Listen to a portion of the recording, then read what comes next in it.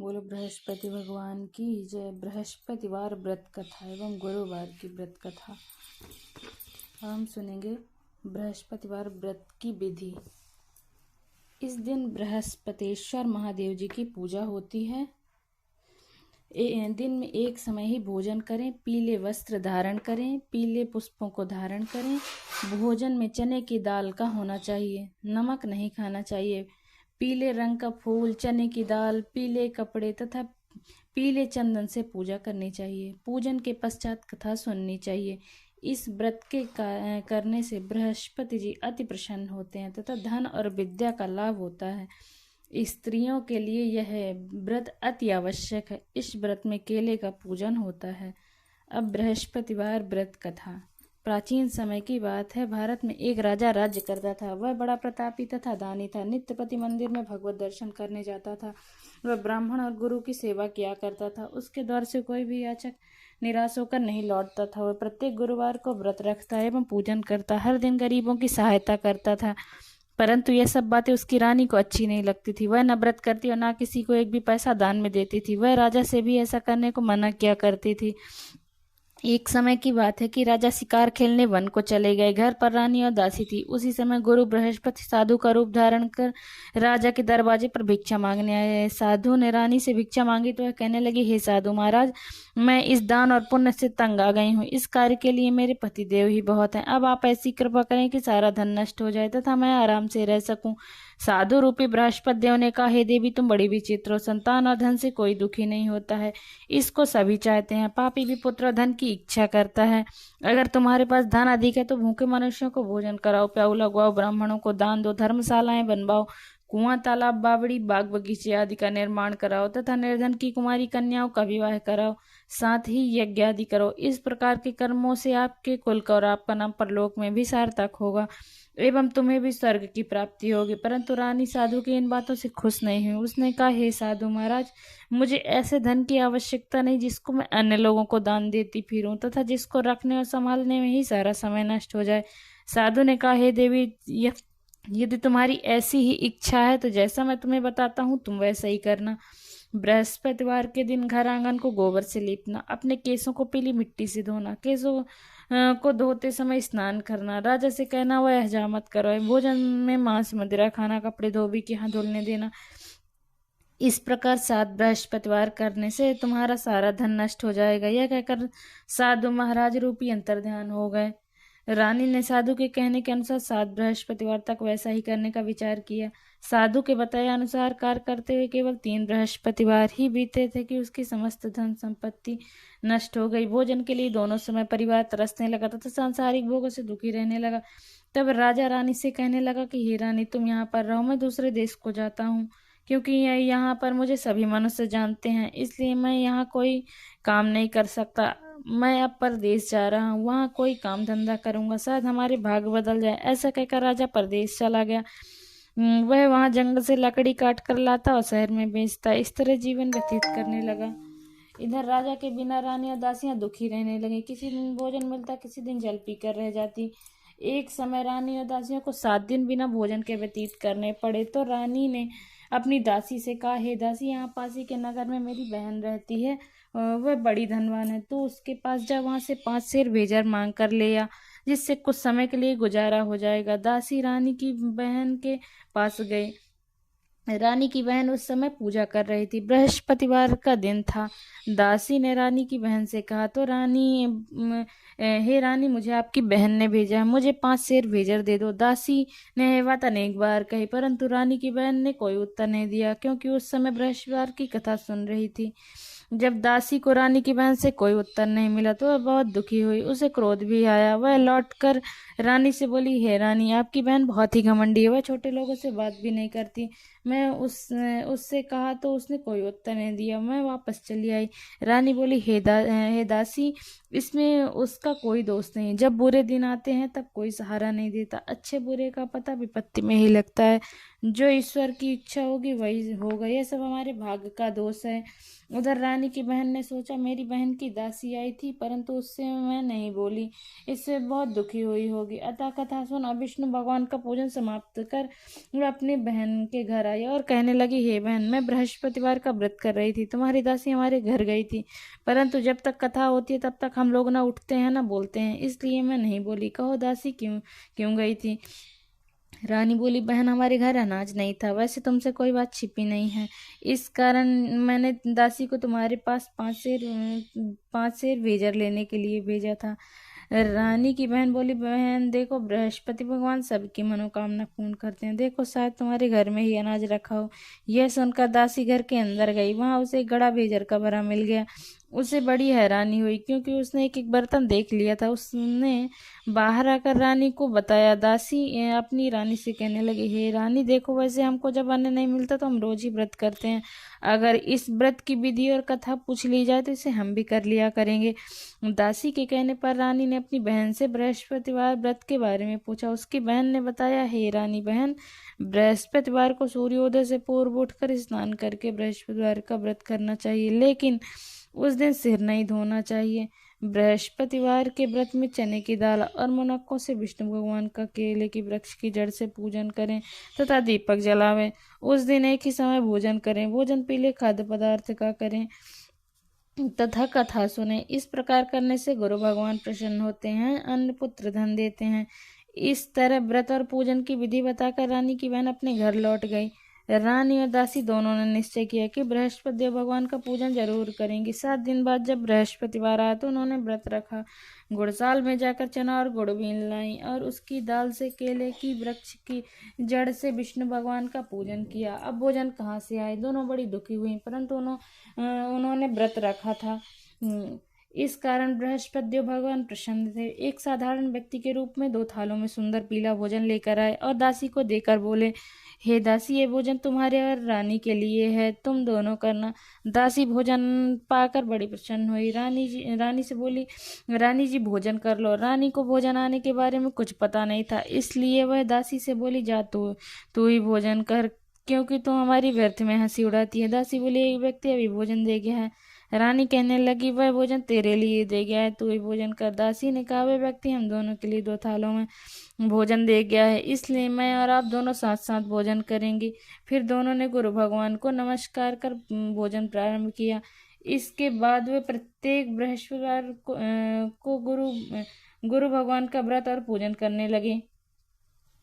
बृहस्पति भगवान की कृपा से उनके पास धन हो गया, परंतु रानी फिर पहले की तरह आलस करने लगी। तब दासी बोली, देखो रानी, तुम पहले भी इस प्रकार आलस करती थी, तुम्हें धन के रखने में कष्ट होता था, इस कारण सभी धन नष्ट हो गया है। अब गुरु भगवान की कृपा से धन मिला है तो तुम्हें फिर आलस होता है। बड़ी मुसीबतों के बाद हमने ये धन पाया, इसलिए हमें दान पुण्य करना चाहिए। तुम भूखे मनुष्यों को भोजन कराओ, प्याऊ लगवाओ, ब्राह्मणों को दान दो, कुआं तालाब बावड़ी आदि का निर्माण कराओ, मंदिर पाठशाला बनवाकर दान दो, कुमारी कन्याओं का विवाह कराओ, धन को शुभ कार्यों में खर्च करो, जिससे तुम्हारे कुल का यश बढ़े तथा स्वर्ग प्राप्त हो और पितृ प्रसन्न हो। दासी की बात मानकर रानी ने इसी प्रकार के कर्म करने प्रारंभ किए, जिससे उनका काफी यश फैलने लगा। एक दिन रानी और दासी आपस में विचार करने लगी, न जाने राजा किस दशा में होंगे, उनकी कोई खोज खबर नहीं है। गुरु भगवान से उन्होंने प्रार्थना की और भगवान ने रात्रि में राजा को सपने में कहा, हे राजा, उठ, तेरी रानी तुझको याद करती है, अब अपने देश को लौट जा। राजा प्रातःकाल उठकर जंगल से लकड़ियां काट कर लाने के लिए जंगल की ओर चल पड़ा। जंगल से गुजरते हुए वह सोचने लगा, रानी की गलती से कितने दुख भोगने पड़े, राजपाट छोड़कर उसे जंगल में आकर रहना पड़ा, जंगल से लकड़ी काट कर उन्हें बेचकर गुजारा करना पड़ा। उसी समय उस जंगल में बृहस्पति एक साधु का रूप धारण करा और राजा के पास आकर बोले, हे लकड़हारे, तुम इस सुनसान जंगल में किस चिंता में बैठे हो, मुझे बतलाओ। यह सुन राजा के नेत्रों में जल भर आया और साधु की वंदना कर बोला, हे प्रभु, आप सब कुछ जानने वाले हैं। इतना कहकर राजा ने साधु को अपनी संपूर्ण कहानी सुना दी। महात्मा तो स्वभाव के ही दयालु होते हैं। वे राजा से बोले, हे राजा, तुम्हारी पत्नी ने बृहस्पति के प्रति अपराध किया था, इसके कारण तुम्हारी ये दशा हुई। अब तुम किसी प्रकार की चिंता मत करो, भगवान तुम्हें पहले से अधिक धन देंगे। देखो, तुम्हारी पत्नी ने बृहस्पतिवार का व्रत करना प्रारंभ कर दिया। अब तुम भी बृहस्पतिवार का व्रत करके चने की दाल व गुड़ से चने को लोटे में डाल कर केले के पत्ते से भगवान विष्णु का पूजन करो। फिर कथा कहो या सुनो, भगवान तुम्हारी सब मनोकामनाओं को पूर्ण करेंगे। साधु को प्रश्न देकर राजा बोला, हे प्रभु, मुझे लकड़ी बेचकर इतना पैसा नहीं बचता जिससे भोजन करने के उपरांत कुछ बचा सकूं। मैंने रात्रि में अपनी रानी को व्याकुल देखा है। मेरे पास कोई साधन नहीं जिससे समाचार जान सकूं। फिर मैं बृहस्पतिवार की कौन सी कहानी कहूँ या सुनो, मुझको तो कुछ भी मालूम नहीं है। साधु ने कहा, हे राजा, तुम किसी बात की चिंता मत करो। बृहस्पतिवार के दिन तुम रोजाना की तरह लकड़ियां लेकर शहर में जाओ। तुम्हें रोज से दो गुना धन प्राप्त होगा, जिससे तुम भली भांति भोजन कर लोगे तथा बृहस्पति देव की पूजा का सामान भी आ जाएगा। बृहस्पति देव की कथा इस प्रकार है। बृहस्पति देव की कथा। प्राचीन काल में एक बहुत ही निधन ब्राह्मण था। उसके कोई संतान नहीं थी। वह नित्य पूजा पाठ करता, परंतु उसकी स्त्री बहुत मलिनता के साथ रहती। वह न स्नान करती न किसी देवता का पूजन करती। प्रातः काल उठते ही सर्वप्रथम भोजन करती, बाद में कोई अन्य कार्य करती। ब्राह्मण देवता बहुत दुखी रहते थे। पत्नी को बहुत समझाते, किंतु उसका कोई परिणाम न निकलता। भगवान की अनुकंपा से एक समय उस ब्राह्मण की पत्नी गर्भवती हुई। 10वें महीने एक सुंदर कन्या को जन्म दिया। निर्धन ब्राह्मण कन्या के जन्म से बहुत दुखी हुआ। धीरे धीरे ब्राह्मण की कन्या बड़ी होने लगी। बचपन से उस कन्या की रुचि भगवान विष्णु की पूजा में थी। वह प्रातः उठते ही स्नान आदि करके भगवान विष्णु की पूजा करने मंदिर में जाती थी। बृहस्पतिवार के व्रत करके विधिवत पूजा पाठ करती थी। पूजा पाठ के बाद वह पढ़ने के लिए पाठशाला में जाती थी। घर से चलते हुए वह मुट्ठी भर जौ साथ लेकर जाती और पाठशाला के रास्ते में थोड़ी थोड़ी जौ गिराती जाती थी। जब वह पाठशाला से घर लौटती तो जौ के दाने सोने में बदले हुए मिलते थे। लड़की सभी सोने के दाने बीन लाती थी। एक दिन जब वह सोने के दाने साफ कर रही थी तो उसकी माँ ने कहा, बेटी, सोने के दाने साफ करने के लिए सोने का सूप भी होना चाहिए। अगले दिन बृहस्पतिवार था। उसने भगवान बृहस्पति देव की पूजा करते हुए प्रार्थना की, हे भगवान, यदि मैंने आपका व्रत विधिवत किया है तो मुझे सोने का सूप दे दो। भगवान बृहस्पति देव ने उसकी मनोकामना पूरी करने का वचन दिया। पाठशाला से लौटते समय उसे रास्ते में सोने का सूप पड़ा हुआ मिला। घर लौटकर सोने का सूप अपनी माँ को दिखाकर वह सोने के दाने साफ करने लगी। उसी समय नगर का राजकुमार उसके घर के पास से गुजरा। उस सुंदर लड़की ने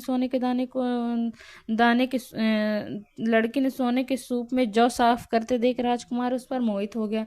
महल में लौटकर राजकुमार ने राजा से उस लड़की के विवाह करने की इच्छा प्रकट की। तो राजा ने ब्राह्मण को महल में बुलाकर राजकुमार से उसकी लड़की के विवाह की बात कही। ब्राह्मण तैयार हो गया। धूमधाम से उस लड़की का विवाह राजकुमार से हो गया। दुल्हन बनकर ब्राह्मण की लड़की महल में चली गई। लड़की के चले जाने से ब्राह्मण फिर निर्धन हो गया। उसे कई कई दिन भोजन भी नहीं मिलता था।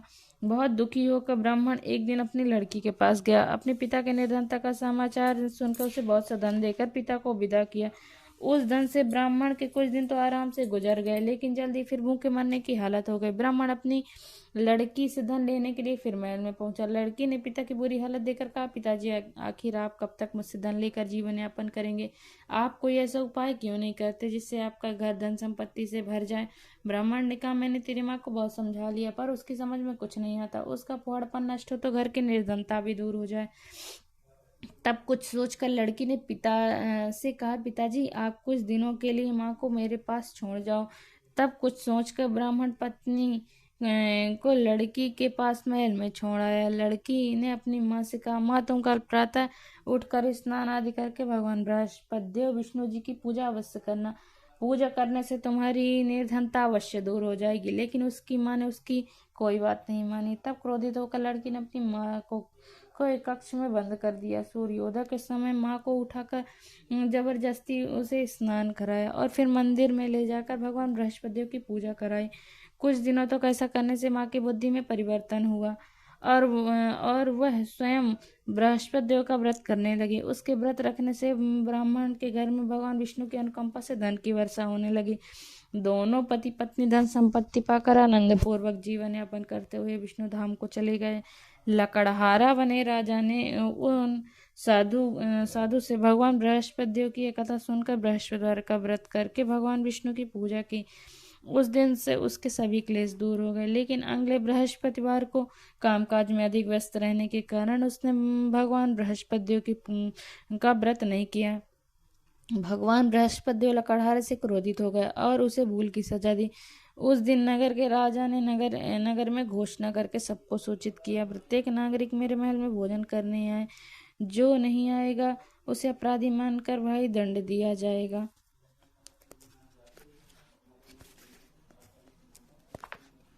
लकड़हारा बने राजा ने उस नगर के राजा की घोषणा तो सुनी, लेकिन जंगल से लकड़ी काट कर लाने और उसे बेचने में देर हो जाने के कारण वह समय पर महल में भोजन करने नहीं जा सका। अतः राजा ने के सैनिक लकड़हारे को पकड़कर महल में ले गए। राजा ने उसे महल में एक कक्ष में बैठाकर भोजन कराया। उस कक्ष में खूंटी पर रानी का सोने का हार लटका हुआ था। लकड़हारा अकेला उस कक्ष में भोजन कर रहा था। तभी उसने एक आश्चर्यजनक घटना घटती रही। देखते ही देखते हुए खूंटी हार को निगल गई। थोड़ी देर में बाद में राजा हार को गायब देखा तो लकड़हारे को कारागार में डलवा दिया। लकड़हारा मनी मन अपने भाग को कोसने लगा। तभी उसे जंगल में मिले साधु का स्मरण हुआ। थोड़ी देर में भगवान बृहस्पति सन्यासी के रूप में उसके सामने प्रकट हुए और कहा, हे लकड़हारे, तूने भगवान बृहस्पति की पूजा नहीं की, इसी कारण तुम्हें कष्ट हुआ, लेकिन आप चिंता मत करो। बृहस्पतिवार के दिन कारागार के दरवाजे पर तुम्हें कुछ पैसे पड़े हुए मिलेंगे। उन पैसों से भगवान बृहस्पति देव का व्रत करके उनकी पूजा करोगे तो तुम्हारे सब दुख नष्ट हो जाएंगे। बृहस्पतिवार के दिन दरवाजे पर पड़े मिले पैसे से चने और गुड़ मंगाकर लकड़हारे ने भगवान ने बृहस्पतिवार की कथा कही तो भगवान बृहस्पति देव ने प्रसन्न होकर उस नगर के राजा को स्वप्न में लकड़हारे को कारागार से मुक्त करने को कहा। सुबह राजा ने अपने कक्ष में आकर देखा तो कोठी पर रानी का हार टंगा हुआ था। राजा ने लकड़हारे को मुक्त कर दिया और उसे धन और आभूषण देकर विदा किया। लकड़हारा बना राजा उस नगर से चलकर अपने नगर में पहुंचा तो उस नगर में कुएं धर्मशालाएं बाग बगीचे देखकर बहुत प्रसन्न हुआ। राजा ने किसी से पूछा, कुएं धर्मशालाएं किसने बनवाई? सबने उसे बताया कि सब रानी उसकी दासी ने बनवाया। राजा महल में पहुंचा तो रानी ने उनका भव्य स्वागत किया। तब राजा ने निश्चय किया कि सप्ताह में एक बार तो सभी बृहस्पति देव का व्रत तथा पूजन करते, परंतु मैं प्रतिदिन व्रत किया करूंगा तथा दिन में 3 बार कथा कहा करूंगा। अब राजा हर समय दुशाले में चने की दाल बांधे रहता था। दिन में 3 बार बृहस्पति देव की कथा करता था। कुछ दिनों के बाद राजा को अपनी बहन की याद आई। एक दिन घोड़े पर सवार होकर राजा अपनी बहन से मिलने चल दिया। अभी राजा नगर के बाहर पहुंचा ही था कि उसने कुछ लोगों के एक शव को ले जाते हुए देखा। राजा को स्मरण हुआ कि आज उसने किसी को बृहस्पतिवार की व्रत कथा नहीं सुनाई। राजा ने उन लोगों को रोक कर कहा, भाई, आप शव को ले जाने से पहले मुझसे बृहस्पतिवार की कथा सुन ले। लोगों ने राजा पर क्रोधित होते कहा, तुम पागल तो नहीं हो? लेकिन कुछ बड़े बूढ़े लोगों ने कहा, अच्छा भाई, साथ चलते चलते तुम अपनी कथा भी सुना लो। राजा के चलते हुए आधी कथा ही सुनाई थी कि शव हिलने लगा। राजा की पूरी कथा सुनाते ही शव उठकर बैठ गया। लोगों ने हैरानी से दांतों तले उंगली दबाई और अगले बृहस्पतिवार से भगवान बृहस्पति देव का व्रत करके वचन कथा सुनने का निश्चय कर लिया। अब घोड़े पर सवार राजा चलते हुए एक किसान के पास पहुंचा। किसान अपने खेत में हल चला रहा था। राजा ने कहा, अरे भाई, मुझसे बृहस्पतिवार की कथा सुन लो। किसान झुंझला कर बोला, अरे भाई, देख नहीं रहे हो, जितनी देर तक तुम्हारी कथा सुनूंगा उतनी देर में तो पूरे खेत में हल चला लूंगा। राजा निराश होकर चलने लगा। तभी किसान के बैल लड़खड़ाकर जमीन पर जा गिरा। किसान के पेट में भी जोरों का दर्द होने लगा। उस किसान की पत्नी जब खाना लेकर आई तो उसने किसान से इस बारे में पूछा। किसान ने घुड़सवार की पूरी कहानी सुना दी। किसान की पत्नी दौड़ती हुई राजा के पास पहुंचकर हाथ जोड़कर बोली, भैया भैया, मैं तुम्हारी कथा सुनने को तैयार हूँ। राजा ने उसके साथ खेत पर पहुंचकर बृहस्पतिवार की कथा सुनाई। तभी बैल उठकर खड़े हो गए। किसान के पेट का दर्द भी तुरंत ठीक हो गया। राजा अपनी बहन के घर पहुंचा तो उसकी बहुत आवभगत हुई। अगले दिन सुबह उठकर राजा ने देखा घर के सभी लोग भोजन कर रहे हैं। किसी भूखे को बृहस्पतिवार की कथा सुनाए बिना राजा भोजन नहीं करता था। उसने बहन से कहा, बहन, क्या घर में कोई ऐसा व्यक्ति है जिसने अभी तक भोजन न किया? उसकी बहन बोली, भैया, हमारे घर में तो क्या, आपको पूरे नगर में कोई ऐसा व्यक्ति नहीं मिलेगा जिसने सुबह सुबह भोजन नहीं किया हो। तब राजा ने बहन के घर से निकलकर उस नगर में बिना भोजन के व्यक्ति की तलाश की। एक गडरिये के घर में उसका बेटा बीमार होने के कारण भूखा रह गया था। राजा ने उसको जाकर बृहस्पतिवार की कथा सुनाई। कथा सुनते सुनते गडरिया का बीमार बेटा बिल्कुल ठीक हो गया। सबने राजा की बहुत प्रशंसा की। एक दिन राजा ने अपनी बहन से कहा, बहन, अब हम अपने घर जाना चाहते हैं, तुम भी हमारे साथ चलो, कुछ दिन वहां रहकर लौट आना। राजा की बहन ने अपनी सास से पूछा तो सास ने ताने देते हुए कहा, बहू, मायके जाना तो अकेली जाना, मेरे पोतों को नहीं ले जाना। तुम्हारे भाई की कोई संतान नहीं, कहीं तुम्हारी भाभी मेरे पोतों पर कोई जादू टोना न कर दे। दूसरे कक्ष में बहन की सास की बातें सुनकर राजा दुखी मन से अकेले ही अपने नगर में लौट गया। रानी ने राजा से कहा, आप तो अपनी बहन को साथ लाने की बात कहकर गए थे, फिर बहन को साथ क्यों नहीं लाए? तब राजा ने दुखी होते हुए कहा, रानी हम निसंतान है, इसलिए कोई हमारे घर आना पसंद नहीं करता। रानी ने राजा को समझाया, हे प्राणनाथ, हमें बृहस्पति देव ने सब कुछ दिया है, अब भगवान बृहस्पति देव हमें संतान भी अवश्य देंगे। बृहस्पतिवार को विधिवत व्रत करते हुए राजा रानी ने भगवान बृहस्पति देव से संतान के लिए प्रार्थना की। कुछ दिनों के बाद उन्होंने स्वप्न में दर्शन देते हुए कहा, हे राजन, तेरी मनोकामना अवश्य पूरी होगी। एक सप्ताह बाद ही रानी गर्भवती हुई। 10वें महीने रानी ने एक सुंदर पुत्र को जन्म दिया। राजा रानी जीवन पर्यंत बृहस्पतिवार का व्रत करते रहे। उनके घर में धन की वर्षा होती रही। इस तरह आनंद पूर्वक जीवन यापन करते हुए राजा रानी भगवान बृहस्पति देव की अनुकंपा से मोक्ष को प्राप्त करके सीधे वैकुंठ धाम पहुंच गए। बृहस्पतिवार को विधिवत व्रत करके जो स्त्री पुरुष भगवान विष्णु की पूजा करते हैं, भगवान उनकी सभी मनोकामनाएं पूर्ण करते हैं। बोलो बृहस्पति भगवान की जय। बोलो लक्ष्मी नारायण की जय। बृहस्पति देव और लक्ष्मी नारायण सबकी मनोकामनाएं पूर्ण करें। बोलो लक्ष्मी नारायण की जय।